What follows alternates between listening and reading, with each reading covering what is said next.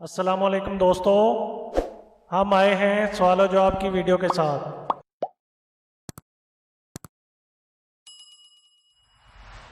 سوال نمبر 1، وہ کون سی نماز ہے جس کی قضا نہیں پڑھی جاتی؟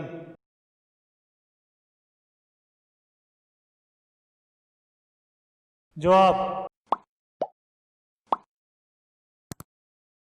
یہ جمعہ کی نماز ہے، اس کی قضا نہیں ہوتی بلکہ ظہر پڑھی جاتی ہے۔ سوال number 2، be be Halima Sadia یہ کون تھی؟ جواب: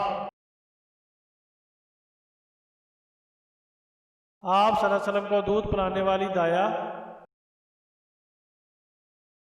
سوال نمبر 3، ہجرت کے موقع پر آپ صلی اللہ علیہ وسلم نے کس غار میں پناہ لی؟